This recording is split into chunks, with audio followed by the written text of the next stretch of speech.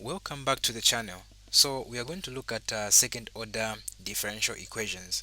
So when you talk about second order differential equations, just like the first order differential equations that we have been looking at so far, they are either homogeneous, okay? They are either homogeneous,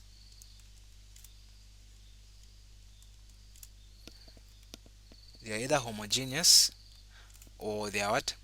They are non-homogeneous differential equations. So the difference between the two is based on the fact that homogeneous differential equations are those that we equate to zero. Then non-homogeneous differential equations are those that we equate to functions like an exponential function. It can be a trig function such as sine or cos or tan, or it can be an algebraic function, so on and so forth. It can even be a combination of the we can equate them to a combination of, let's say, an exponential function and the what and the trig function there. So what I'm going to focus on in this tutorial is homogeneous differential equations. We're going to look at non-homogeneous differential equations in another tutorial.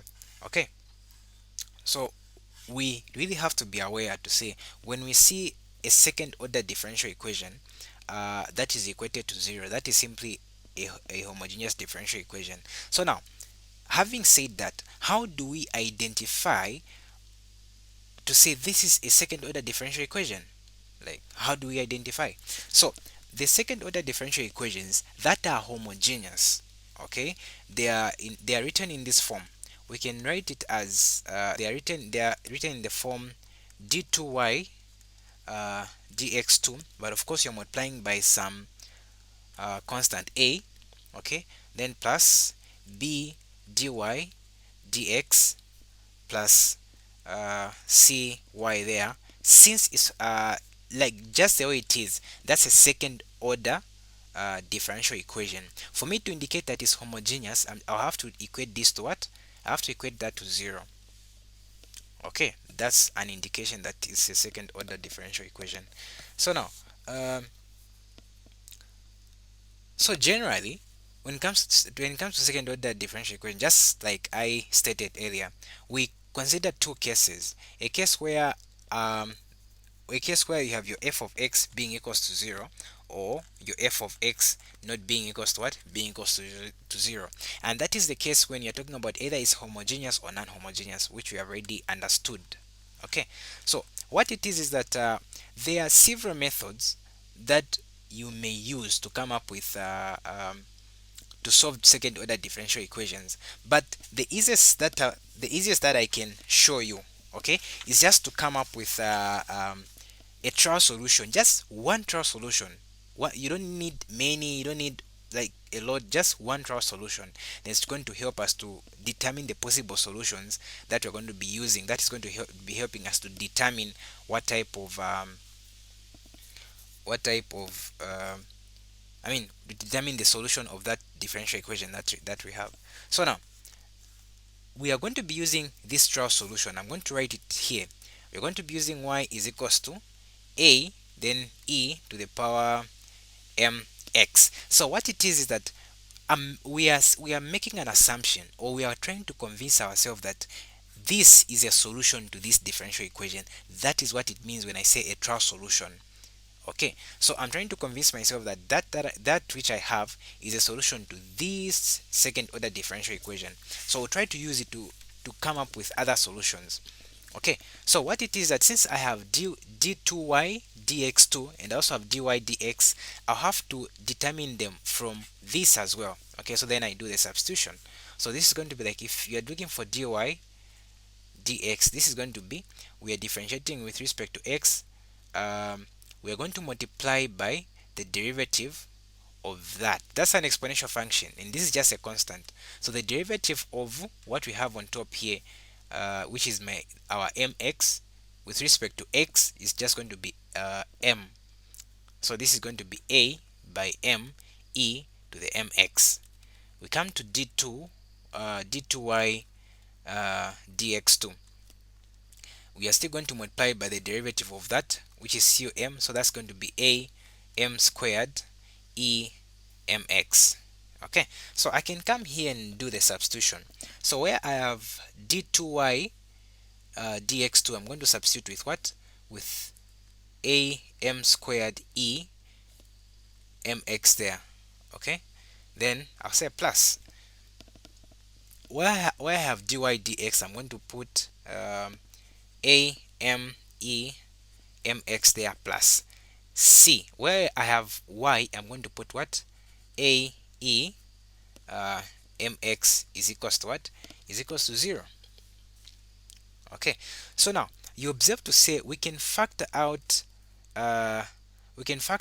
this, which is our ae to the power mx. I'm just going to bring it here, say ae to the power mx. So that will be like open bracket. Here I'm going to remain with a m squared plus, here I'll remain with what? Bm. Then this will be plus what? Plus c. This is going to be equals to 0. Very interesting. So what it means is that this that we have here is the same famously called the um, auxiliary equation. Okay, that will be the auxiliary equation.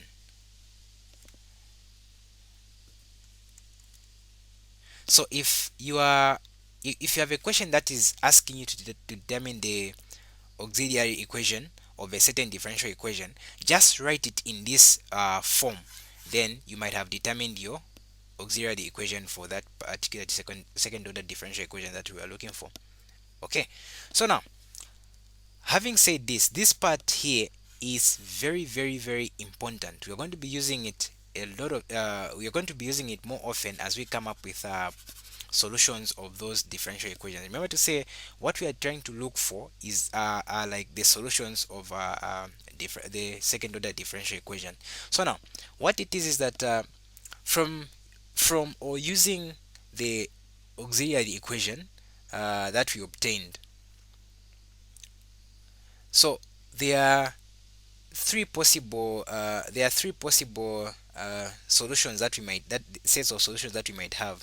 There's a situation where you have real different roots, and there's a solution where you have real equal roots, and there are solutions whereby you have complex roots. And where do those come from? What it is that here you're going to factorize this auxiliary equation that you're going to have. Then you can have, okay, you can have uh, real roots. Remember that is from this equation. You can have uh, real different roots, real different roots. What do I mean by real different roots? It basically means our m1, okay, our m1 and our m2, okay, are not equal. Okay, so what it means now is that this can be written this way. You're going to have like I'm going to write it down here. You're going to have like your y being equals to y1 plus y2, which is the same as saying a ae. Okay, I have like m1x plus ae. Wait, let me use b here. Okay, so I have b e m2x. Okay, so I'm still using, remember to say we had to say we're using the trial solution. Y is equals to a e, okay, a e to the power mx. But because this m is coming from, like, I'll be using it in terms of that auxiliary equation that I have, this here can also change. I can write it as a c or as a b. Okay, so this is the case that you're going to be using if we find ourselves with what? We find ourselves with real different roots in terms of m1 and what, and m2. So in case you're confused where m1 and m2 is coming from, is that this is more like here you have your x squared and you have your x here. Remember to say when you factorize, you're going to come up with two values of x, and in this case you're using m, so you're going to come up with two values of m, and it's those values of m that's going to help me to determine what, to determine the solution of that differential equation. Okay, so the second situation is where, or the second case is where you have what, you have your real uh, equal roots. Okay, real equal roots, the roots that you have are real and they are equal. So what kind of format are you going to use to come up with your the solution of that differential equation. And this is a situation where you have your y, your m1 is equals to what?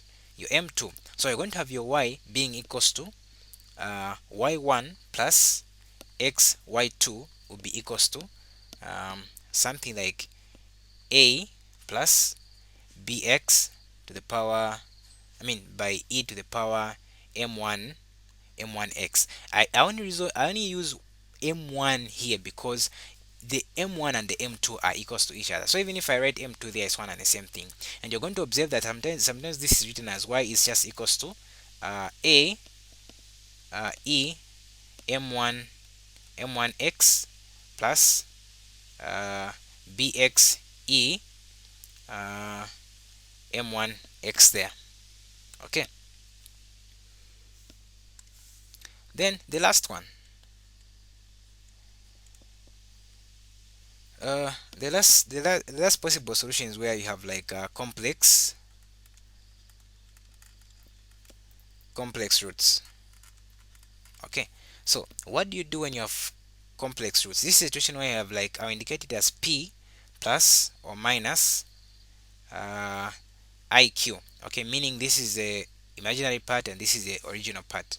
So what we do is that when it comes to that one, we are going to say it is y is equals to, that is going to be equals to y1 plus y2 is going to be equals to e to the power px.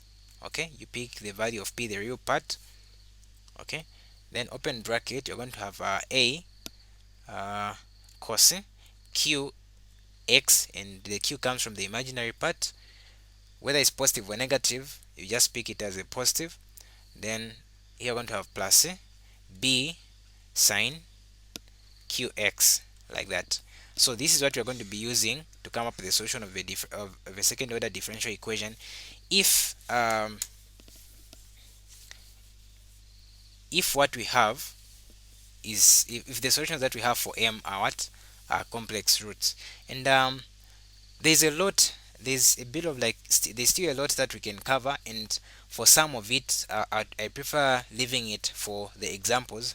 So in the next tutorial we're going to look at some examples and see how we can come up with the solutions of those given differential equations. Okay, so that's why in this tutorial. Thank you very much for watching.